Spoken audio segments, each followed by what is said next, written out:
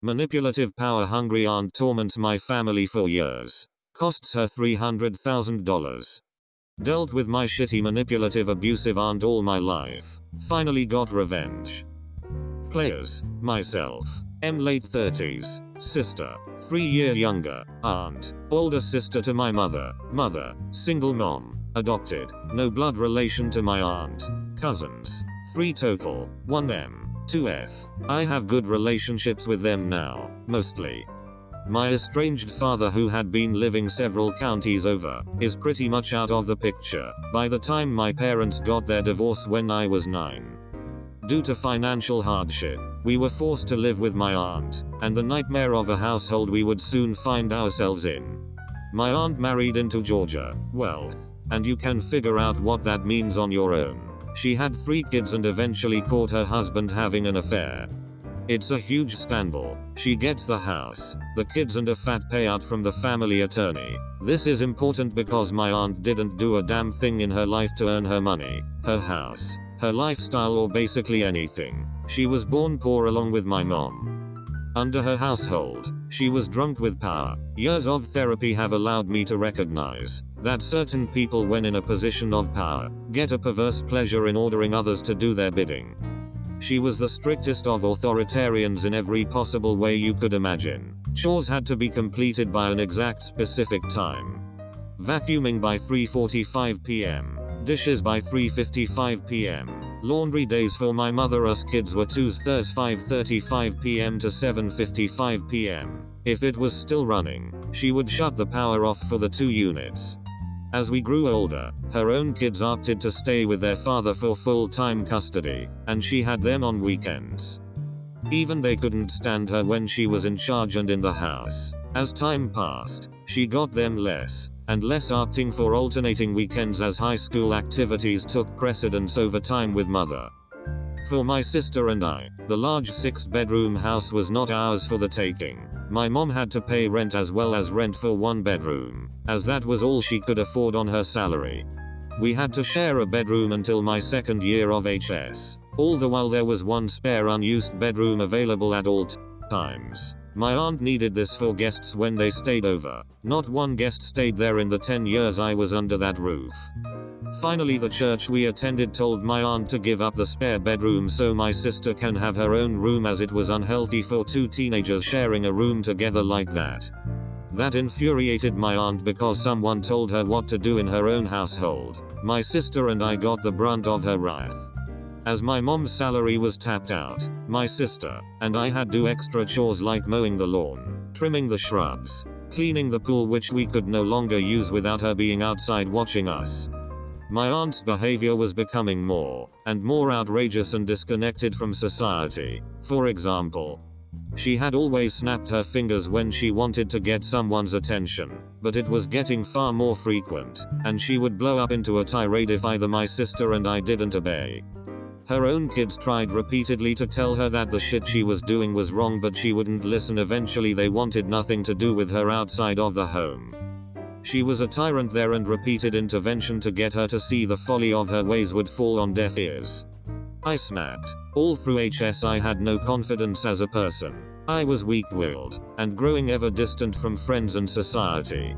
I say this in all truthfulness and fear, that had circumstances continued the way they had been going, I could very well have taken a gun to myself, or worse, to others around me. I was that bad off. I had just graduated HS and started my first semester of community college. I'm 2 weeks into my classes attending from home when my aunt drops a bomb on me. You owe me $$ for this month's rent. The same amount for next month's rent as well. It is the 27th after all. You're an adult now. You're out of HS and working now, so you need to pay rent. The duck. I blew a fucking gasket as I yelled back. You can't just suddenly decide to charge me rent just because you feel like it. I need 30 days notice. I have rights. My aunt yelled at me some bullshit excuse that she had discussed this with my mother, and it was decided that I needed to pay my own rent now. In some miraculous backbone move, of which I still have no idea how I stood up to her, I yelled right back at her, "If I'm an adult, then treat me like and talk to me about rental agreements. I'll start paying you rent in 30 days starting the 1st." I turned my back to her and walked away with my fists balled tight. I was furious with anger, but I walked away. My aunt saw my fists from behind, and screamed bloody murder that I was going to attack her. No, I wasn't. She snapped her fingers at me repeatedly on my tail to get my attention, but I didn't turn around. I needed to cool off and clear my head. As I turned the corner, she grabbed my wrist hard, yelling, "I'm not finished talking to you." I threw my still balled up fist forward, keeping with my stride to break her grip, as I hadn't stopped my momentum. This caused her grabbing arm to slam hard into the corner of the wall that I had just turned into. She screamed in pain, but I left the house and took off. The aftermath of that incident was that my aunt called the cops on me in an attempt to press charges. She was taken to the hospital, and suffered a fractured wrist, and she was put in a cast sling. Don't know, as I never saw it and never inquired further. Her story changed every time she told the cops what happened, while my story was spot on every time. I can still recall that moment down to the smell in the house, where I was facing, the working and non-working light bulbs, etc. Forever ingrained in me. I was kicked out of the house, and I couldn't visit my sister or my mom there at the house again. Fine by me, as I didn't want to see my aunt ever again. I was happy to meet my mother and sister at the local diner or outlet. We could be ourselves there and not hostages in our own home. Years later, my mom wised up and got out of that abusive relationship with her sister, and moved out on her own. She got a temporary nice place, invested wisely, and with the help from the church, got help getting a place of her own. In 2009, after the housing crisis, she bought her own place that she could never have afforded on her own prior the market crash, but some good came out of it. She wept knowing my sister, and her family, and myself can come visit any time and stay. Over the years I've been able to forgive my aunt. Not forget, forgive. I've let go a lot of my anger and hatred toward her that she put me through. When she has no leverage or control over us, she's a somewhat decent person for being a total bitch of a person. My cousins have calmed down, heard my side of what happened those years ago, and know what kind of person I am compared to what kind of person their mother is. They chose to believe me, and know I didn't hit her or strike her or beat her across the face like she continues to claim. The revenge. While I have been able to forgive my aunt for what she has done to me, I cannot forgive her for what she did to my mother. Kept her in financial hardship for a decade while she sat on a bank account full of cash and assets. Or what she did to my sister. Forced her to pay for damages because the water heater burst, while my aunt and mother was away one weekend, leaving my sister at home. She didn't discover the flooded rooms for hours. My aunt's reasoning: it was her responsibility to watch the house. Not the responsibility of the homeowner to replace the water heater before it goes. Let's leave that upfront $5,000 financial burden before the flood insurance kicks in on a 16-year-old girl. I've had little to no contact with my aunt since I was kicked out of the house nearly 2 decades ago, but I do keep in constant contact with my cousins. While I'm not going to divulge what I do for a living, I can say that I work with, and for the government. I've worked my ass off getting to where I'm at today. I'm known for being truthful, wise, and giving good advice when asked. Because of this, I often talk financially with my cousins.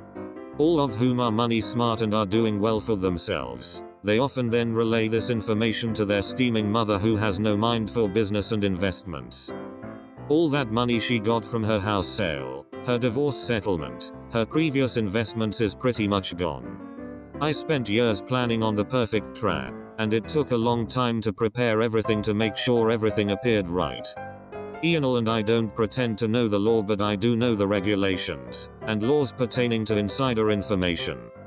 This is not that 100% certain of it, and if I ever go to court, I know my lawyer has a solid case in my defense. But is this a gray area? Most definitely. I let slip to my cousins about some future real estate plans near my aunt's new area of living. It may be worth a lot more because of future development taking place in the area.